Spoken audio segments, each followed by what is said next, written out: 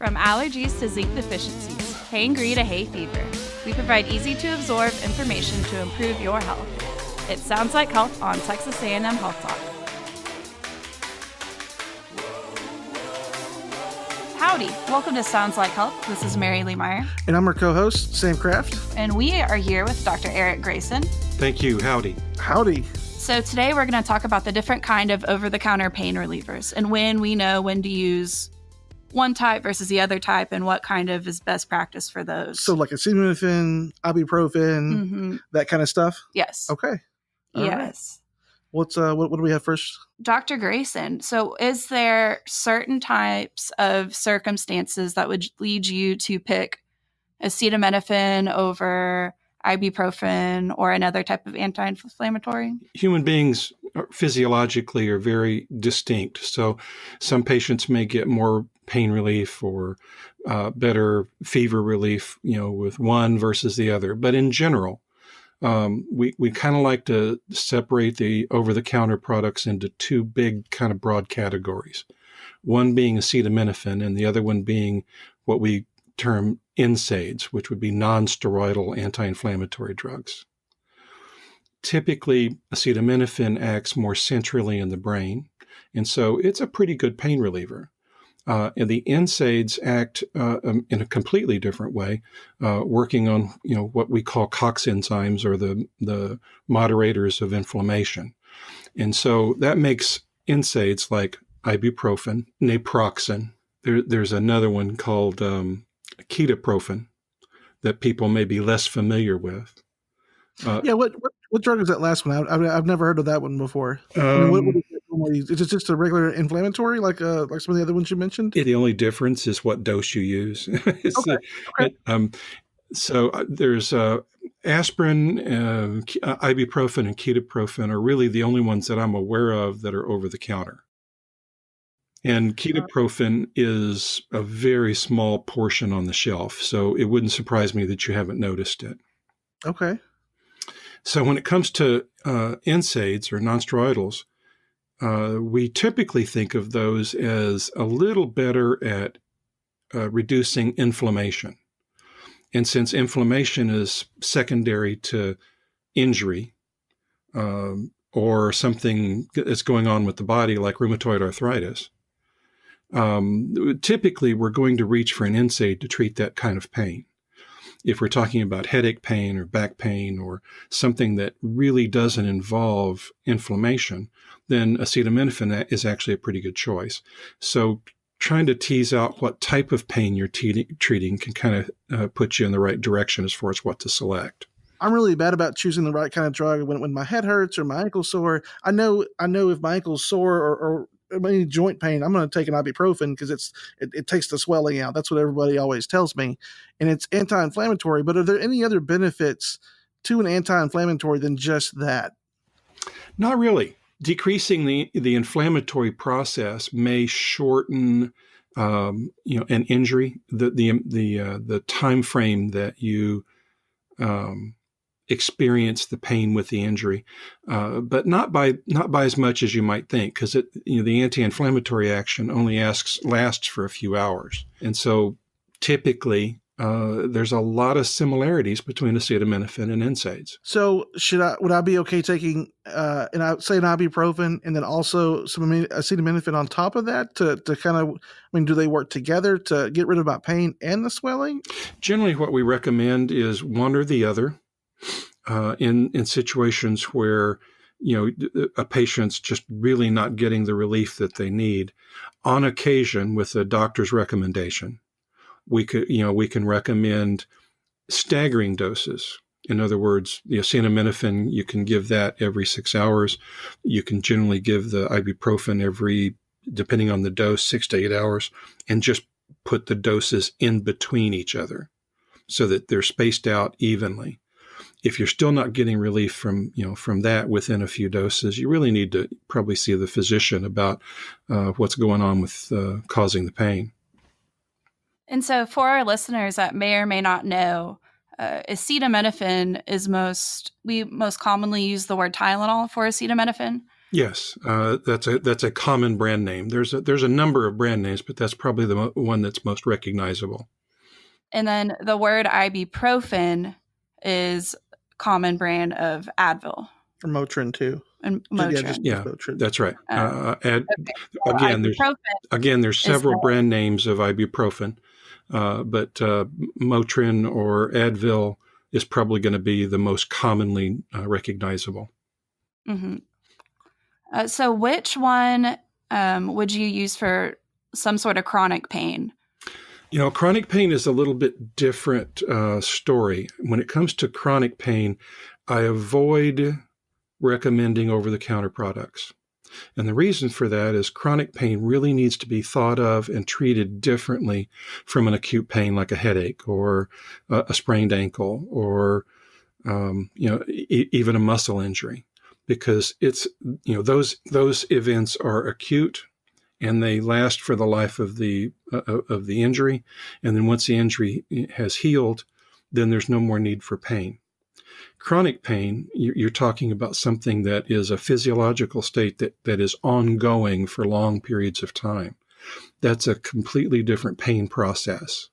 And I think clinicians kind of like to approach how we address chronic pain a little bit more holistically, because there are long-term effects that come from the use of pain medications.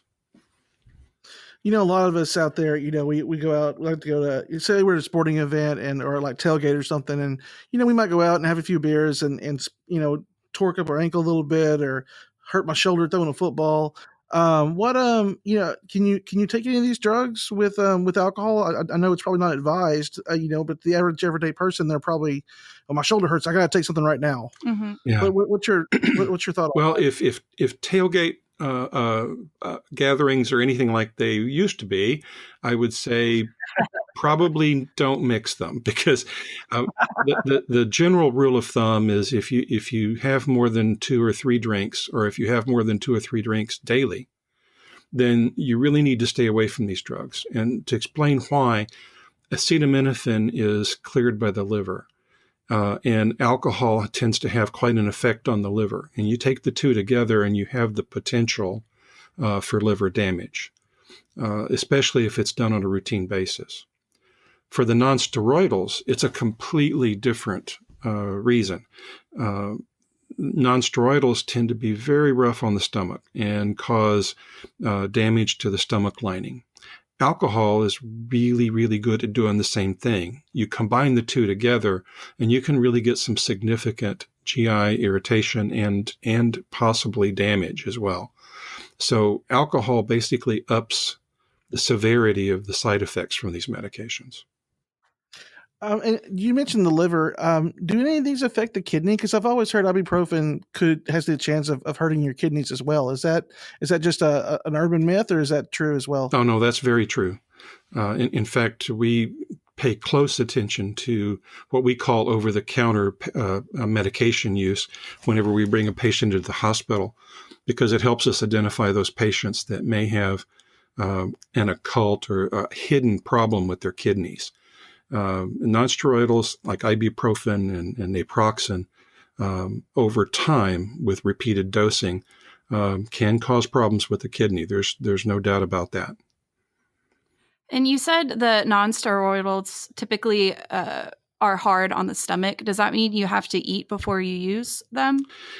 Generally, the upset stomach part, the stomach irritation and maybe the discomfort that you feel with the medication sometimes can be alleviated by taking it with food.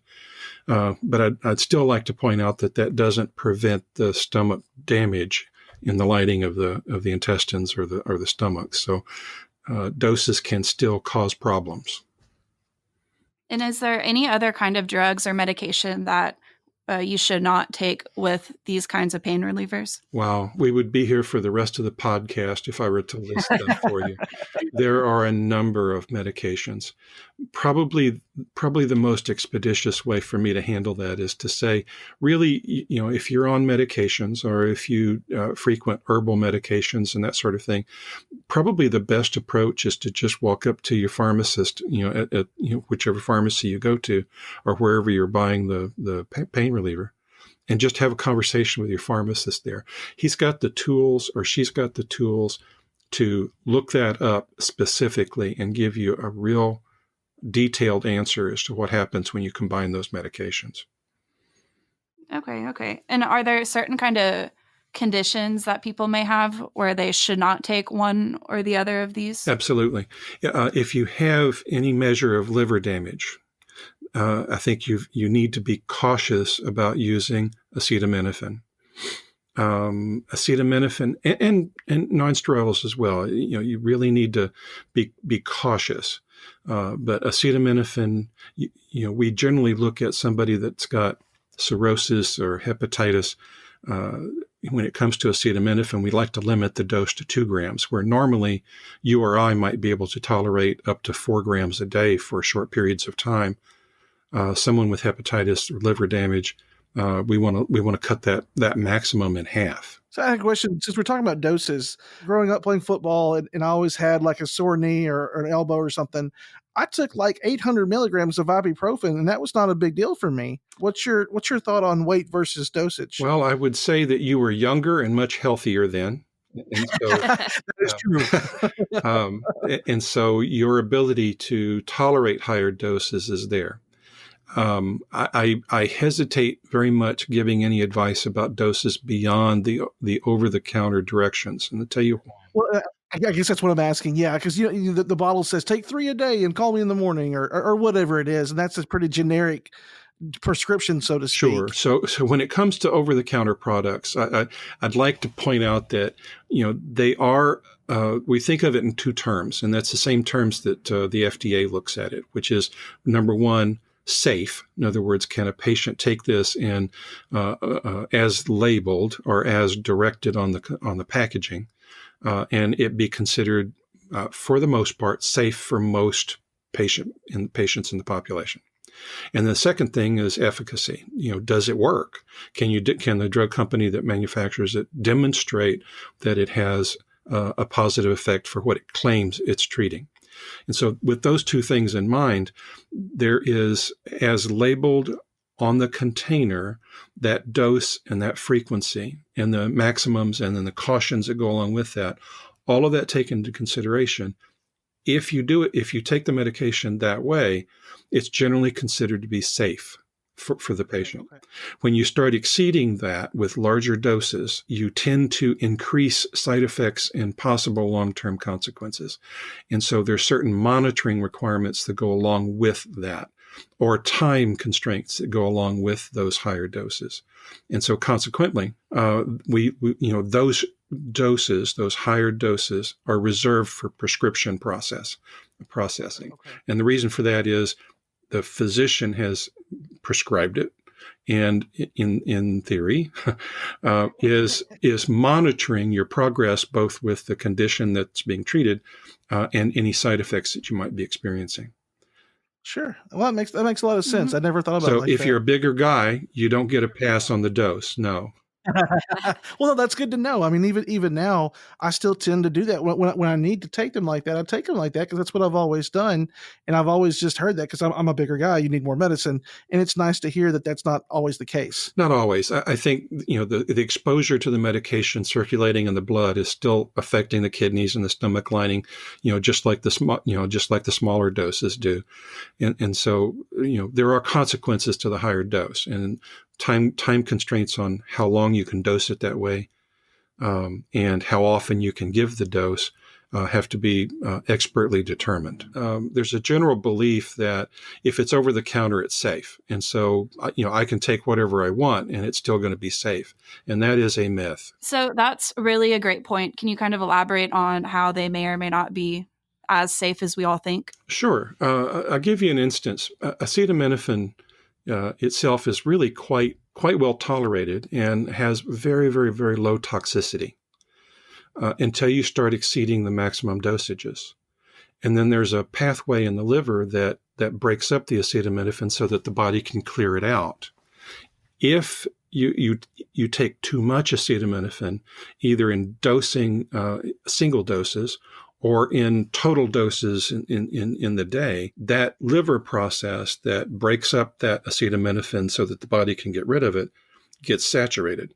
And so the acetaminophen stays in the system much, much longer and goes through an alternate pathway to get broken up and taken out of the body. And that pathway can cause serious harm because of the metabolite of the acetaminophen.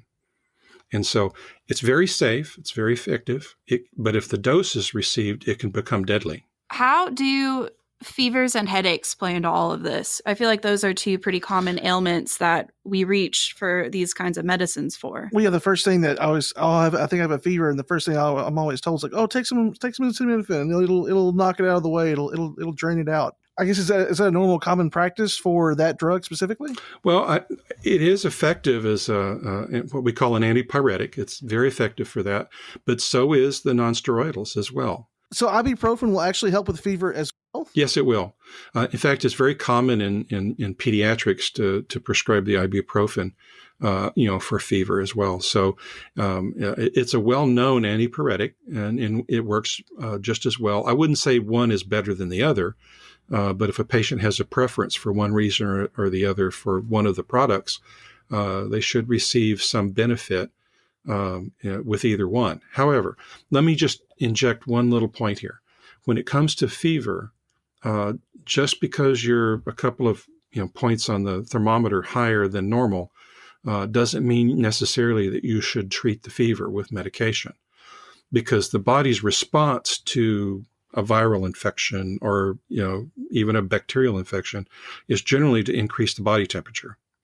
And so what that does is it ramps up the body's ability to fight that infection. White blood cells work better. They tend to circulate better in the body. There's just a whole lot of benefit to a slightly higher body temperature. And so to squash and press down and diminish every single fever is maybe not the best approach. If you can tolerate it for a little while, not treating it might be a good way to go.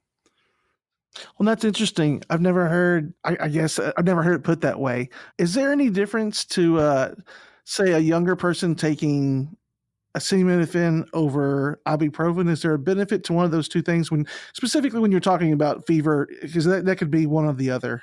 It can be one or the other. Either medication will help with the fever. They're both pretty effective.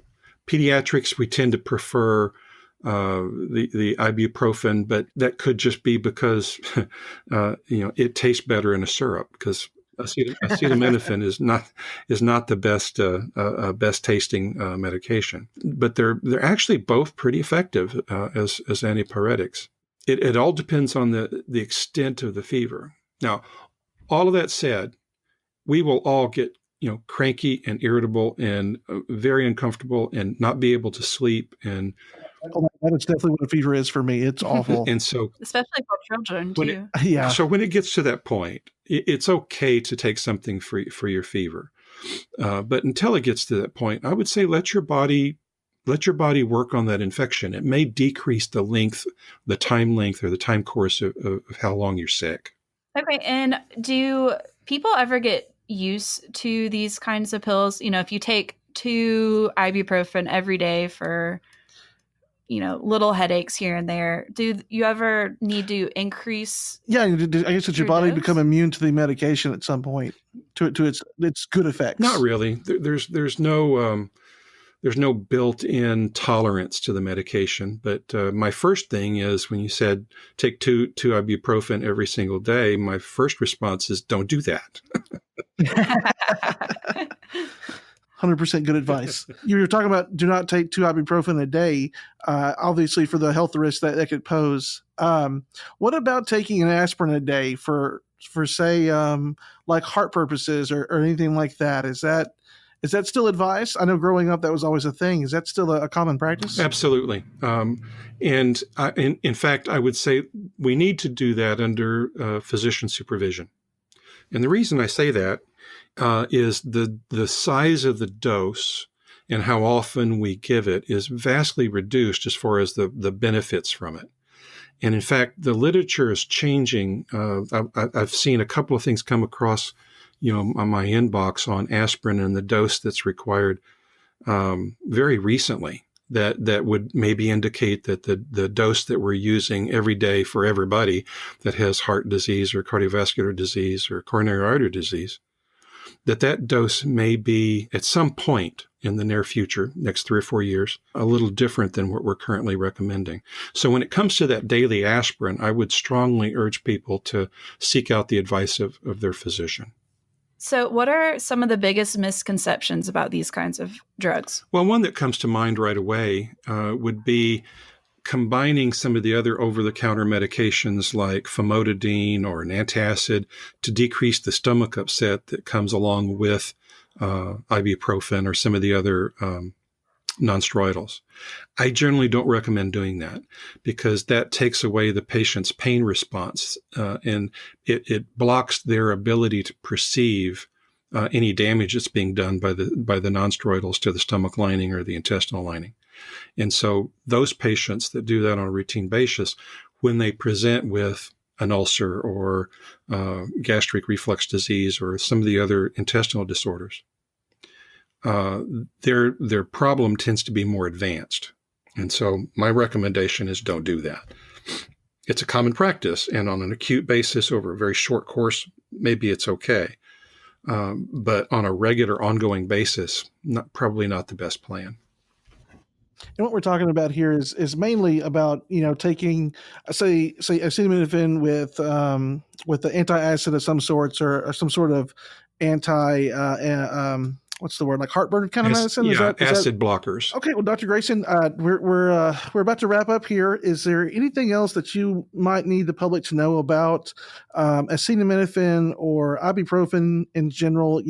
Some do's, some don'ts, or maybe just a general, hey, look out for this kind of thing. Well, yeah, let me add in one, be on the lookout for thing. Sure. And that would be that a number of medications, both over the counter and prescription as well, have acetaminophen as a component of their formulation. It's just another piece of that one drug. So you might be taking drugs that don't even know that it has acetaminophen in it. Correct. But it's generally on prescription drug label, typically, or it's in the ingredients list if it's an over-the-counter product. And let me give you an example. When it comes to a popular nighttime cold remedy, it has 1,000 milligrams or a full gram of acetaminophen in it. Wow. We generally recommend your entire daily dose be limited to 3 to 4 grams of acetaminophen on acute administration. So one dose of the cold remedy will give you, an easy 1/4 of your entire day's dosing regimen. And so some of these products have got quite a bit of acetaminophen in it. So to prevent the toxicity, the liver toxicity that's associated with those medications, you've really got to read the ingredients label and make sure that the total daily dose of acetaminophen is limited to that 3 to 4 grams. That's really good advice. When I'm sick and I'm taking, some cold and flu medicine at night or whatever, I never think about the other medicine that I've had earlier in the day kind of stacking up on itself. Absolutely. When we're sick, the goal is I want to feel better. For sure. But we really need to be cautious because these medications do have side effects and toxicities. All right. Well, I think that's all the time we have today, Dr. Grayson. Thank you so much for coming on the show. It's my pleasure. Thank you for listening to another episode of Sounds Like Health. Join us again in a few weeks when we talk about diabetes. Thank you for joining us on Texas A&M Health Talk, a production of the Texas A&M University Health Science Center. Visit us on the web at vitalrecord.tamhsc.edu, where you'll find answers to all of your health questions. Until next time, stay healthy.